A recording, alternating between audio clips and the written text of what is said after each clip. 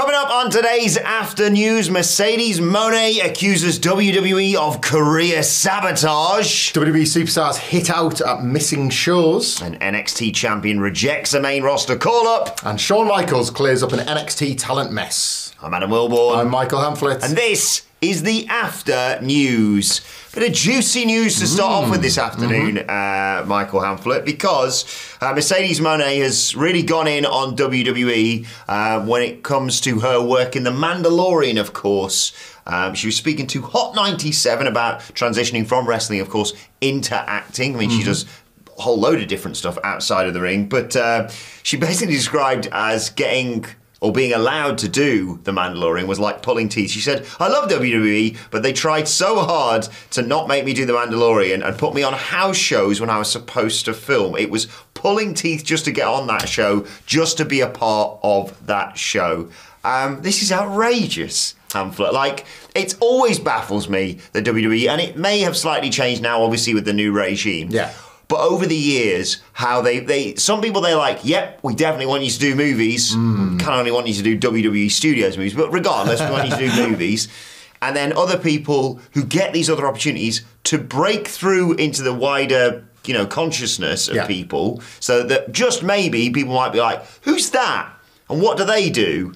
Whether it be The Mandalorian, whether it be CM Punk being involved in UFC or just walking his mate to the ring, of course, or the Octagon all those years ago.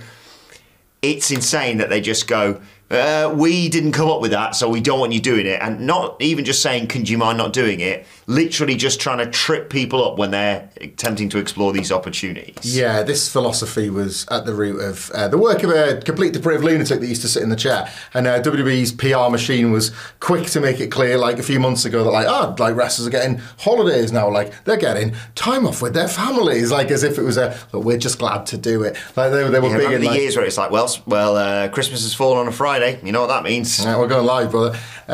So there might be changes, and this might be.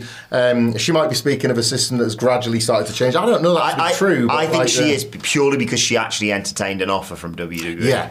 I mean, it might be in her, trying to get the most of her deal, which is absolutely fair enough. But considering the way they've treated her over the years, Jesus. The old strategy was rooted in the paranoia of an old psychopath, wasn't it? Yes. And to the point where, the Mandalorian was this big breakout thing for Mercedes Moné, formerly Sasha Banks, and you wouldn't have known about it watching WWE. No. I'm not a Star Wars person. I'm a Sasha Banks and Mercedes Moné person, so I knew she was doing it. But I wouldn't have if I was just watching Raw, SmackDown, and NXT. And to your point, it feels like this has happened with Batista. Batista was the most ridiculous one. He's been away for a while. In Marvel, dickheads! Like, he's become a massive star off the back, but it wasn't in the way that you sanctioned and wanted, so that doesn't count. We never did get... doesn't count, That was it. We never did get CM Punk the movie! It has always been about the in-house projects. Thankfully, he's making Cinema on Mondays instead. Indeed. Everything's fine. Everything worked out just fine. It's surprising and yet not at all surprising. Yeah. I think she later went on as well to say in this interview about how now, if she wanted to, she could work a show, then get Tony Khan's private jet to and from the location. She's obviously having a bit of fun with the character, but the point is being made that the company will make allowances for wrestlers to be able to do other things as well. And again, this could be a bit of legendal, but it does seem as if wrestling as a whole is moving in that direction. WWE have... And it's only taken until 2024. Was that quote a little while ago where Triple H said, we just want wrestlers to see the families, and everybody went, what? Yeah, so long overdue this sort of More than 1 day off a week? Are you crazy? Everyone's getting so lazy these days. But then he also did say that Will Ospreay doesn't like the grind, so maybe nothing's changed at all. And on that, let's talk about some WWE superstars that have kind of taken to Twitter or X to delicately voice their frustrations, but voice them nonetheless. It is contract season, after all. It is indeed contract season. Humberto Carrillo, who, along with Angel Angel Garza, his contracts run out on August the 1st. We were able to aggregate that a couple of weeks ago. Has tweeted to say, this year we will... Sorry, I should point out, I've had to translate this to English, but it's tweeted in his native language on X. This year we will not be at the shows on #CDMX and at Monterey, July 13th or July 14th. We hope to see you this time... We hope to see you next time. And then followed up with a tweet saying, it's understandable, the card is tight and Mexican crowd wants to see other superstars as well. It's just a little sad that we're not contemplated for it, but we'll see. And then they've used the fingers crossed emoji. I mean, that's the best way of going at this from their perspective, isn't it? It's critical without potentially putting your neck on the line, but doing it at a time where maybe it's okay to put your neck on the line. Like, they're either going to get re-signed or they're not, right? Exactly. And maybe arguably showing that passion of like, we want to be on these shows. Yeah, these are big events. Big, like, obviously sort of like home nation events. We talk about this a lot. It's been kind of one of WWE's strongest suits over the last few years. Like, whenever they've taken to local markets where they can use a star that has some link to it or is outright from there, they've leaned all the way in. We've seen countless PLE examples. We're going to see more this summer. So yeah, I can understand the disappointment from Angel and Humberto on this one. And if they are leaving, I get it. Like, you weren't going to put Ray on the card first, aren't you? Yeah. Like, they understand their position in all this. They're not like, we should be headlining. And if they are leaving, then yeah. And also, people will be asking them regardless. You know, when we don't release a podcast or whatever, people are asking us. That must be multiplied by 1 million if you're a WWE superstar and you're doing a local show, like you say. I can completely understand where they're coming from with this. Like, and how many contracts have we discussed lately? Nothing now is official until it's official. Like, we've been surprised in the case of some wrestlers that have leaving. We've been like shocked when some have re-signed. It's gone every kind of way of late with the multiple contracts coming up. You know, it feels like we're talking about WWE contracts on a daily basis now, which is exciting in terms of the news cycle and wrestlers switching brands. But if you're on the side of things where actually you would quite like to go to work, it makes it all more different, doesn't it? And all more weird. So they've never struck me as people who shy away from work. And they're just frustrated with their position on the card, which is understandable. I think they're really talented individuals. Really wants to monitor these. Yeah. We'll keep an eye on it. Right, let's move over and talk about the best wrestling show of the week, NXT. It's Heatwave. I like it warm, like it this warm. This weekend, Obafemi is defending the North American title against Wesley. Obafemi has been a sensation in 2024. Leading some people to think, right, get him on the main roster then. Not quite yet, and I completely agree with where Obafemi's coming from on this one. He was speaking in a new interview with WrestleZone, basically about saying there's a lot of this talk about everything going on with him. If you haven't seen him throw people miles into the air, check out any episode of NXT, basically. Yeah, he's good. Yeah. But he talked about wanting to focus on the now, focus on the present, saying, I 100% subscribe to that. I believe very much in the now, in the moment, in the title reign, in the North American Championship, in the feud with Wesley, because that's what's going on now. When people start thinking about call-ups, they start to tunnel vision their own progress. They forget about all the steps and the corners and the dips and the highs they have to go through to get to the end of the tunnel, and I don't like to do that. As far as fans wanting to get called up, I appreciate that. Of course, it's a good thing that people think of me as that caliber of talent. That's great. I do believe I am too, but I believe in the now. I believe in elevating this title. I believe in making whatever feud I am in the best it can possibly be. And I'm all about making the next match better than the last. He wants to stick around in NXT. And it's understandable considering the lack of matches he's had. And I've got a question for you about that in a second. But it's also amazing to him to showcase such maturity is not the right word, because it's not like you can't be mature even if you've had 5 matches in wrestling, but like someone so relatively new to the business, the way he talks is so eloquent there in terms of like, he's in no rush, and he wants to enjoy this awesome North American title reign that he's having, and this match with Wesley I think could be, including Money in the Bank, one of the matches of the weekend. For sure. He's become an event guy. He's become a destination wrestler that you want to see what's next from him. He probably is aware of where he's at. Incredible on stand and delivery.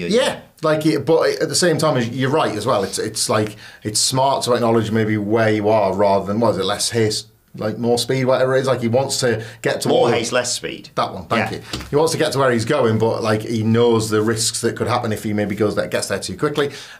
Just like good pragmatism, smart pragmatism for an Obafemi.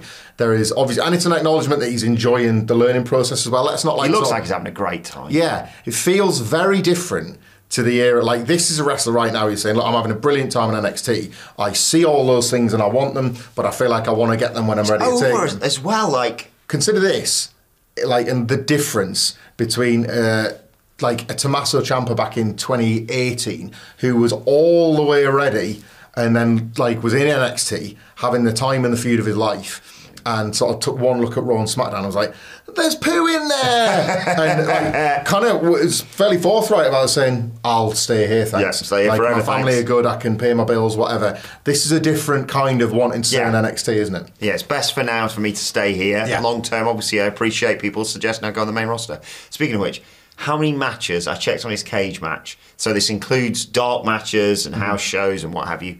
How many matches do you reckon Obafemi's had in his entire wrestling career? Oh, God. So this is going to be prodigy stuff, isn't it? I'll say, because they did the Largo loop. Mm-hmm. He was kind of kicking around a little bit and level up. Yeah, it wasn't just an out-of-the-box thing in NXT. I'll say a year and a half. 50. You're quite close. Yeah. 41. It's and it's not like you've gone, well, is he a North American champion? No. He completely justifies the it right again. kind of meteoric, isn't it? Yeah, you feel like it's out of nowhere, but they're trying to build the blocks at the same time. Good luck to him, and I'll check out our NXT review later on for our thoughts ahead of Heatwave. And for a little bit more on the story I'm about to tell you, because we're going to talk about Shawn Michaels clearing up a mess with an NXT talent. This is a storyline, but it overlaps with reality in a couple of things we've been talking about in the news of late. If you know, you know, I guess. There's been some online controversy with Brooks Jensen, who has been trying to work a kind of 2024 loose cannon Brian Pillman deal, where you never know what's going on with him, just when you've got all the answers, he changes the questions type thing. Some of those attempts to do that and maintain that have bordered on like a little bit tasteless, I guess. Ill-advised. Yeah, ill-advised, yeah. There's been sort of like dabbling with alcoholism and becoming a missing person briefly. It's all through social media, so this isn't the stuff that overlaps with television, but it does overlap with television because we've seen things on TV about him being taken out the arena, disrupting promos, trying to grab Vic Joseph. Everyone's online nowadays. Yeah, so the character is a TV thing, but then seeing the online version of it was really muddy in the waters. He was making himself available for indie dates. Yeah, he did. But then wasn't really available for them, as it turned out, because Shawn Michaels has kind of cleared this up, and now it seems as if you can bring it all in line with the storyline, and it's realistically probably for the best. He's gone on NXT last night as Heartbreak and said that as the senior vice president of NXT Talent Relations, he's clarified that Brooks Jensen has not been released. He was never available for these indie dates.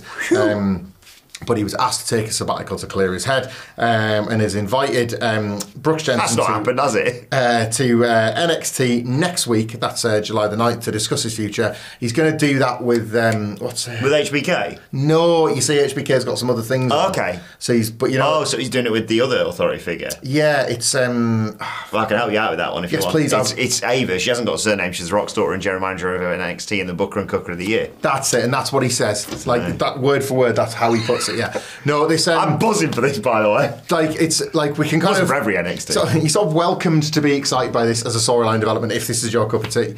But mainly, I think just remembered I'm off. Surrender Cobra. Cancel the holiday, love. Surrender Cobra's all around for that, but ultimately, I think why we're covering it here is it does just feel like time to put to bed some of the social media ugliness and the uncertainty around his career, or indeed in some cases his health and well-being. Yeah, because I think, like you say, with the like, I'm in the crowd, I'm getting wasted watching NXT. A lot of that you could sort of go, okay, it's a work. It's a good work, but it's a work nonetheless. Yeah. The missing person stuff, you were like, what's going on here? Because it's like girlfriend or something got involved, didn't she? Yeah. And I didn't like all that, but I do like elements of this storyline. You say there's sort of Brian Pillman-esque leanings of it, and it's something I'm invested in. Something like I want to see the follow-up to, along with all the fallout from Heatwave on next week's NXT. I'm not working, but I'll be damn sure watching it. Well, and look, we'll be the first to confirm it. Brooks Jensen versus Shawn Michaels for NXT overall. We thought it was going to be who was it? Grayson Waller. Grayson Waller, that was it. I was going to say it was Gargano. It wasn't.